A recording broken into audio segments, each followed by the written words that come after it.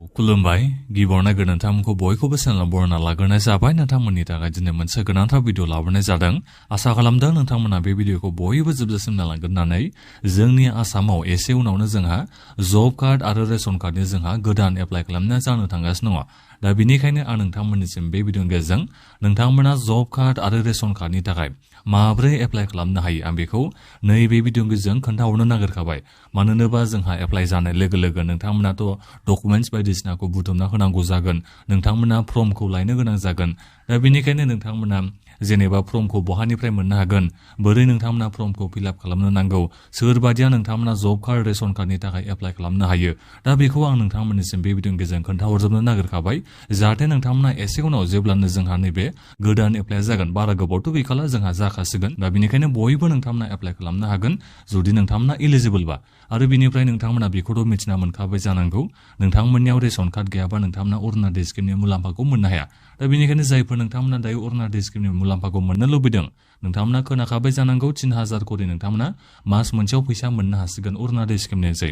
दा बेनिखायनो नोंथांमोना गिबियावनो रेशन कार्डखौ बानायना लाग्रोनांगोन, बिनि उनावसो नोंथांमोना अरुणोदय स्किमनि मुलाम्फाखौ मोननो हागोन एबा नोंथांमोना अरुणोदय स्किमनि थाखाय एप्लाइ खालामनो हागोन। दा बेनिखायनो नोंथांमोना रेशन कार्डखौ बानायथारनांगोन। दा बेनिफ्राय नैबे जब कार्डखौबो नोंथांमोना बानायथारनांगोन नोंथांमोना सरकार न'खौ मोननो थाखाय। मानो होनोबा जायफोर नोंथांमोना दाख्लैबाव सरकार न'नि थाखाय एप्लाइ खालामबाय, निसय नोंथांमोना गोबानो जब कार्ड गैयालासिनो नोंथांमोना सरकार न'नि थाखाय एप्लाइ खालामना निसय हरदों जानो हागौ। नाथायबा नोंथांमोना न'खौ मोननाय नङा जुदि नोंथांमोना जब कार्डखौ बानायना लायाबा। दा बेनिखायनो नोंनि नामा बेनिफिसियार लिस्टआव फैनायनि सिगाङावनो नोंथांमोननिसिम आरोबाव जोंहा जिअ टेगिं बायदिसिना जोंहा खालामबावगोन नालाय। दा बेवहाय नोंथांनिसिम जब कार्डखौ बिगोन। दा बेनिखायनो जब कार्डखौ नोङो देखायना होनो हायाबा, जब कार्डनि नाम्बारखौ नोङो दिन्थिना होनो हायाबा नोङो सरकार न'खौ मोननो हानाय नङा। नोंथांमोना मिथिखाबाय 15 लाख मानसिफ्रा सरकार न'खौ मोननो थांगासिनो दङ। जोंनि नैबे आसामाव एसे उनावनो गासै 30 लाख मानसिफ्रा एप्लाइ खालामदों। दा अब्ला 50% मानसिफ्रानो सरकार न'खौ आरोबाव मोननो थांगासिनो दङ। दा बेनिखायनो नोंथांमोनाबो जाहाथे सरकार न'खौ मोननो हायो, बिनि थाखाय नोंथांमोना जब कार्डखौ बयबो एप्लाइ खालामना लानो नांगोन। दा बेनि थाखायनो आं नोंथांमोननिसिम बे भिडिअनि गेजेरजों खोन्थाहरनो सानदों जब कार्डखौ नोंथांमोना बोरै एप्लाइ खालामनो हायो, सोरबादिया नोंथांमोना जब कार्डनि थाखाय एप्लाइ खालामनो हागोन, बेखौबो नोंथांमोना बे भिडिअनि गेजेरजों मिथिना मोनजोबनो हागोन। दा बेनिखायनो नोंथांमोना बे भिडिअखौ गासिबो जोबजासिम नायलांबानो जाबाय। दा बिनिफ्राय आंनि नोंथांमोननिसिम मोनसे खावलायनोबो थाग्रोबाय, गिबियावनो गासिबो नोंथांमोना अननानै चेनेलखौ साबस्क्राइब खालामना लाग्रोलायबानो जाबाय, जाहाथे नोंथांमोना बेबायदिनो स्किमफोरनि आपडेटखौ नैबे चेनेलनि गेजेरजों मोनबाय थानो हायो। आं गिबियावनोथ' नोंथांमोननिसिम नैबे जब कार्डनि एप्लाइनि बागैनो खोन्थाहरनोसै। जेनेबा नोंथांमोना सोरबादिया एप्लाइ खालामनो हायो आं बेखौनो गिबियावनो खोन्थाहरनोसै। बिनि उनाव मा मा डकुमेन्टस नांगौ बेखौबो नोंथांमोना मिथिना मोननो हागोन। दा नोंथांमोना जब कार्डनि जोहै मात्र नोंथांमोना सरकार न'खौल' मोननो हाया, नोंथांमोना फैसाबो मोननो हायो। दाथ' जोंहा जि रामजि स्किम लाबाय, सिगाङाव MGNरेगा होननानै जों बेखौ मिथिना मोननाय जायोमोन, जाय स्किमनि जोहै नोंथांमोना जब कार्डखौ मोननो हायोमोन। दा बेखौ जोंहा जि रामजि स्किम खालामनाय जाबाय, जायनि थाखाय नोंथांमोना 200 ना बेसेबांबा देशनि थाखाय नोंथांमोना खामानिखौ मोननो हागोन। 200 नङामोनदां, 150 ना मा आरो 125 ना, आं गोसोआव गैजोबला, 125 देश मोनदां। जायनि थाखाय नोंथांमोना मेन देशखौ सानसेयाव 350 ना 400 बेबायदि नोंथांमोना फैसा मोननो हागोन। जायखिजाया बोसोरसेयाव नोंथांमोना बेबायदिनो 30,000 35,000 बेबायदि फैसाखौ मोननो हागोन। नोंथांमोना जब कार्ड गोनांफ्रा गेरेन्टि नोंथांमोना एमप्लयमेन्टखौ मोननो हागोन आरो। दा बे जाहैबाय। दानिया फैदो नोंथांमोना बोरै एप्लाइ खालामनो हागोन, इलिजिबिलिटि क्राइटेरिया मा आं बेखौ गिबियावनो खोन्थाहरनोसै। बैसोआ बेसेबां जानाय जानांगोननो, खमथारबो 18 बोसोरा जाथारनाय जानांगोन। बेहाय आरो जेन्डारनि जेबो खोथा गैया, हौवासा हिन्जावसानि बेहाय जेबो खोथा गैया जब कार्डखौ एप्लाइ खालामनायाव। दा बिनिफ्राय मोनसे बाथ्रा बेनो जाहैबाय आरो 18 बोसोरा जाथारनांगोन एप्लाइ खालामनो थाखाय। नाथायबा मोनसे खोथा, न'खराव सासेल' मानसिया जब कार्डखौ मोननो हागोन, गांनै गांथाम नोंथांमोना जब कार्ड बानायनो सानोबा नोंथांमोना बेबायदिबा नोंथांमोना रेजिस्ट्रेसन उनाव जानो हागौ, रेजेक्ट खालामजानो हागौ। दा बिनिखायनो न'खरसेयाव नोंथांमोना जब कार्डखौ मोनसेल' बानायबानो जाबाय। दा बैसोआ बेसेबां जानांगोन, 18 बोसोर जाथारनांगोन, गोजौनि बेसेबां जायो बेहाय जेबो खोथा गैया, जायखिजाया 18 बोसोरा जाथारनाय जानांगोन। दा बिनिफ्राय नोंथाङा गामि ओनसोलाव थानाय जानांगोन, रुरेल एरिया होन्दों नालाय। दा बेनिखायनो जायफोर नोंथांमोना गामि एरियायाव थायो, दा नोंथांमोना गासिबो नैबे जब कार्डनि थाखाय एप्लाइ खालामनो हायो। दा एप्लिकेसन प्रसेसा नोंथांमोना अनलाइनबो एप्लाइ खालामनो हायो, अफलाइनबो एप्लाइ खालामनो हायो। अफलाइनबा बोरै एप्लाइ खालामनो हायो, नोंथांमोना BTC अफिसाव नोंथांमोना थांनानै नैबे जब कार्डनि थाखाय अनलाइन एप्लाइ खालामनो हागोन। नाथायबा जोंहा दायो जाथ'वाखै दे अफलाइन एप्लाइआ, आं बेखौ नोंथांमोननिसिम गिबियावनो खोन्थाहरनाय जाखादों। आं दहायबो एसे सिगाङाव बुंहरखाबाय जे नैबे सरकार जाखांनायनि उनावसो जोंहा एप्लाइनि प्रसेसा स्टार्ट जागोन होननानै। दा बेनिखायनो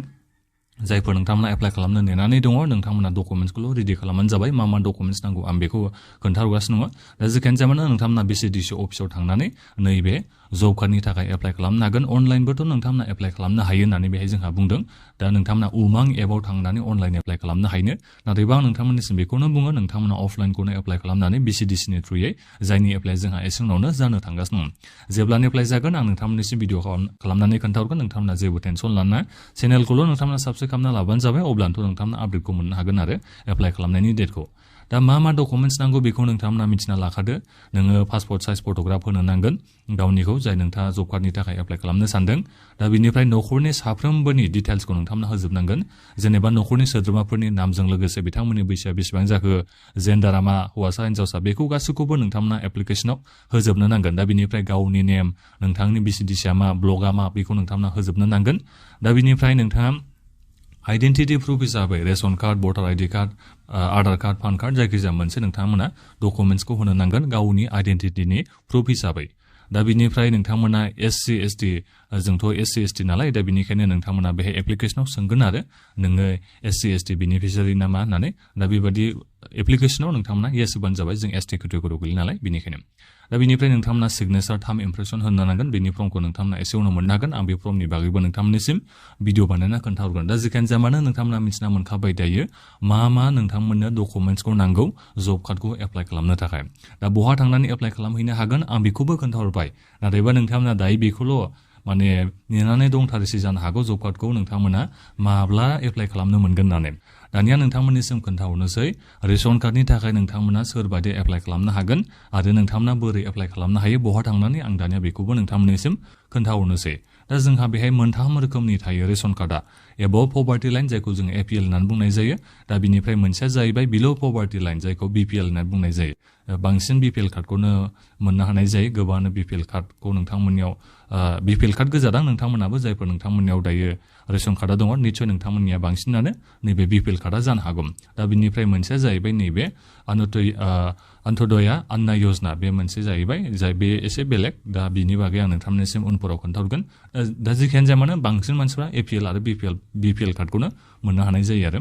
दा बिनिफ्राय सोरबादिया नोंथांमोना एप्लाइ खालामनो हागोन दा नोंथांमोननि न'खरनि फेमिलिनि इनकामा 4 लाखनि खम जानाय जानांगोन एबा 4 लाखसिम थानाया एप्लाइ खालामनो हागोन न'खरनि फेमिलिनि इनकामा जुदि 4 लाखनि बाराबा न'खरनि फेमिलिनि इनकामा अब्ला नोंथांमोना नैबे रेशन कार्डनि थाखाय एप्लाइ खालामनो हानाय नङा दा बे जाहैबाय दा बिनिफ्राय साख्रि आवलाफ्राथ' एप्लाइ खालामनो हाया नोंथांमोना बेखौथ' मिथिखागौ साख्रि बाख्रि गोनां न'खरा नैबे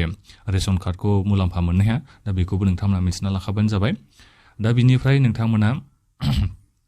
हाबानि उनाव जेनेबा बेलेग हाबा जाबाय बिनि उनाव जुदा बेबादि जायोना बेबादिबा नोंथांमोना दानख'नानै गोदान रेशन कार्ड बानायना लानो हायो आं बिनि बागैबो नोंथांमोननिसिम सिगांफ्राव खोन्थाहरखांबाय खोमा दा जिखियानो जाया मानो नोंथांमोना जायफोर जुदा जाबायबा एबा आलादा जाबायबा न'खरा गावबायबा अब्ला नोंथांमोना आलादा रेशन कार्डखौ बानायना लानो हायो आं बेफोरनि बागै एसे उनाव आरोबाव खोन्थाहरबावगोन दा जिखियानो जाया मानो नोंथांमोना बहा थांनानै रेशन कार्डखौ एप्लाइ खालामनो हायो आं बेखौ खोन्थाहरग्रोनोसै गिबियावनो दा नोंथांमोना नैबे food public distribution and consumer affairs डिपार्टमेन्टनि अफिसाव नोंथांमोना थांनानै एप्लाइ खालामनो हागोन प्रफर्मा C होननाय मोनसे फर्म मोनगोन आरो बे फर्मखौ आं नोंथांमोननिसिम होनानै दोनगोन दे दाथ' एप्लाइ खालामनाय जाथ'वाखै आं नोंथांमोननिसिम बोरै फर्मखौ फिलआप खालामनांगौ आं बेखौबो खोन्थाहरगोन एसे उनाव भिडिअ लाबोनानै नैबे रेशन कार्डनिखौ दा बे फर्मखौ नोंथांमोना अनलाइननो मोननो हायो आं बेखौ नोंथांमोननिसिम नेक्स्ट भिडिअ लाबोगासिनो दं एसे उनावनो गाबोन समफोरनो बोरै नोंथांमोना रेशन कार्डनि थाखाय एप्लाइ खालामनो हायो जेनेबा फर्मखौ बोरै फिलआप खालामनांगौ आं बेखौ एसे मोजाङै खोन्थाहरनो सानदों एसे जोंहा फर्मा एसे गोलाव नालाय दा बेनिखायनो नोंथांमोना उसुबिदा मोनगोन सोरबा माखौबा फिलआप खालामनो नोंथांमोना रोंनाय नङाबो जानो हागौ दा जिखियानो जाया मानो आं नोंथांमोननिसिम एसे उनावनो माने भिडिअ लाबोना खोन्थाहरगोन आरो दा बिनिफ्राय बहा थांनानै एप्लाइ खालामहैनो हायो आं बेखौ खोन्थाहरखाबाय डिस्ट्रिक्ट नङाबा साब डिभिजननि नोंथांमोना नैबे food public distribution and consumer एफेयार्सनि अफिसाव नोंथांमोना थांनानै एप्लाइ खालामबानो जाबाय बिनि जोंहा फुल फर्मा जाहैबाय food public distribution and consumer affairs बे अफिसाव नोंथांमोना थांनानै एप्लाइ खालामबानो जाबाय नोंथांमोना गुगोल खालामबाबो बे अफिसखौ नुनो हागोन आरो नोंथांमोना मिथिखागोन गावबा गावनि जायगानि अफिसखौ नोंथांमोना दा बिनिफ्राय मा डकुमेन्ट्स नांगौ नैबे रेशन कार्डखौ एप्लाइ खालामनो थाखाय फेमिलिनि गासैबो डिटेल्सखौ नोंथांमोना होजोबनांगोन बिथांमोननि नामा मा बैसोआ बेसेबां बे गासैखौबो नोंथांमोना होजोबनांगोन फेमिलिनि डिटेल्सखौ दा बिनिफ्राय जुदि नोंथांमोननि न'खराव गथ'फोर दङबा जाय गथ'नि बैसोआ 10 बोसोरनि गाहायावबा नोंथांमोना बार्थ सार्टिफिकेटखौ होनो नांगोन गथ'फोरनिखौ दा बेखौ मिथिना लाबानो जाबाय 10 बोसोरनि गाहायनिखौ बिल' होननानै बुंदों नालाय दा गथ'फोरनि बार्थ सार्टिफिकेटखौ नोंथांमोना होनांगोन दा बिनिफ्राय भटार लिस्टखौ नोंथांमोना होबानो जाबाय भटार लिस्टखौथ' नोंथांमोना डाउनलड खालामबानो मोनो बेखौथ' बयबो नोंथांमोना मिथिखागौ लेन्ड रेभिनिउ रिसिप्ट नोंथांमोना होबानो जाबाय लेन्ड जायफोर खाजोना रसिद होयो नोंथांमोना मिथिखागोन हानि खाजोना रसिदखौ नोंथांमोना होनो नांगोन नैबे रेशन कार्डखौ एप्लाइ खालामनायाव दा बिनिफ्राय जायफोर बिथांमोना सिगाङाव सारेन्डार खालामखांबायबा रेशन कार्ड बेफोरनि माबाखौ होनांगौ बेहाय डिटेल्सखौ नाथायबा नोंथांमोनाथ' गोदानसो एप्लाइ खालामनो नागिरदों नालाय दा बिनिखायनो बे गोनांथि नङा 5 नाम्बारनिया दा बिनिफ्राय नोंथांमोना सिगाङाव बिनिफ्राय नैबे माबाखौ रेशन कार्डखौ लायाखै होननानै मोनसे नन एभेलेबिलिटि सार्टिफिकेट नोंथांमोना बेखौ मोननो हागोन बेखौ नोंथांमोना टेनसन लाना जेब्ला नोंथांमोना फर्मखौ फिलआप खालामगोन अब्ला नोंथांमोननिसिम खोन्थाहरगोन बे फर्मखौ नोंथांमोना जेब्ला हैगोन अब्ला मोननो हागोन टेनसन लाना बेखौ नोंथांमोना एड्रेस प्रुफ हिसाबै नोंथांमोना पान कार्ड नङाबा ड्राइभिं लाइसेन्स नङाबा बेंक पासबुक नङाबा बेंक पस्ट अफिसनि पासबुक नङाबा कारेन्टनि बिल टेलिफननि बिल नोंथांमोना जायखिजाया मोनसे नङा मोनसे डकुमेन्ट्सखौ होबानो जाबाय एड्रेसनि प्रुफ हिसाबै पान कार्ड होबाबो जाबाय नङाबा बेंकनि पासबुक होबाबो जाबाय जायखिजाया नोंथांमोना मोनसे डकुमेन्ट्सखौ होबानो जाबाय आरो एड्रेसनि प्रुफ हिसाबै डुप्लिकेट रेशन कार्डनि थाखाय नोंथांमोना माखासे डिटेल्स होनांगौ दा बेखौथ' आं नोंथांमोननिसिम खोन्थाहरला दायो जायफोर गोदान एप्लाइ खालामनो नागिरदों आं नोंथांमोननिसिम दायो बेखौ खोन्थाहरबाय जायफोर नोंथांमोना सेपारेट रेशन कार्ड नांगौ नोंथांमोननि थाखाय डकुमेन्ट्सआ बेलेग नांगौ बेखौ नोंथांमोना गावबागावनो नायनानै लाबानो जाबाय दा जिखियानो जाया मानो आं दायो नोंथांमोननिसिम बेखौ खोन्थाहरबाय जे नोंथांमोना मा डकुमेन्ट्सखौ होनानै रेशन कार्डनि थाखाय एप्लाइ खालामनो हायो एप्लाइखौ बहा नोंथांमोना खालामनो हायो आं बेखौबो नोंथांमोननिसिम खोन्थाहरबाय दा बिनिखायनो नोंथांमोना दायो माथ्र माखौ नेनानै थानांगौ एप्लाइ माब्लानिफ्राय जागोन बेखौल'सो नोंथांमोना दायो तदन्थ लाबाय थानांगौ डकुमेन्ट्सआथ' नोंथांमोनाव थाखाजोबगोन जायफोरनि न'खराव 10 बोसोरनि गाहायाव गथ'फोर दङ हिन्जावसायानो जा हौवासायानो जा दा नोंथांमोननियावथ' बे गथ'फोरनि बार्थ सार्टिफिकेटखौ नोंथांमोना निस्सय बानायना होबाय जानांगौ बे बार्थ सार्टिफिकेटखौ नांगौ भटार लिस्टखौथ' नोंथांमोना बयबो मिथिखायो बहानिफ्राय नोंथांमोना मोनो अनलाइननो नोंथांमोना भटार लिस्टखौ मोनजोबनो हायो लेन्ड रेभिनिउ रिसिप्ट माने खाजोना रसिदखौ नोंथांमोननियावथ' थाखागोन जायफोर नोंथांमोननियाव हा दङ खाजोना रसिदखौ नोंथांमोना होखागोनखा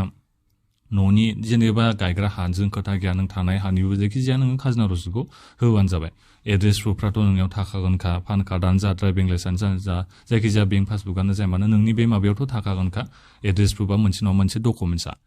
दा बेनिखायनो नोंथांमोना जेबो टेनसनखौ लाना डकुमेन्ट्सखौ माथ्र नोंथांमोना बेखौल' दाय नेनानै थादो जे माब्ला एप्लाइ जागोन चिफ मिनिस्टार बिथाङानो होनगासिनो दङ जे गोदान रेशन कार्ड आरो जब कार्डनि जोङो एप्लाइ खालामनायखौ जागायनो थांगासिनो दङ होननानै दा बेनिखायनो गोबाङानो नोंथांमोना रेशन कार्डनि थाखायबो एप्लाइ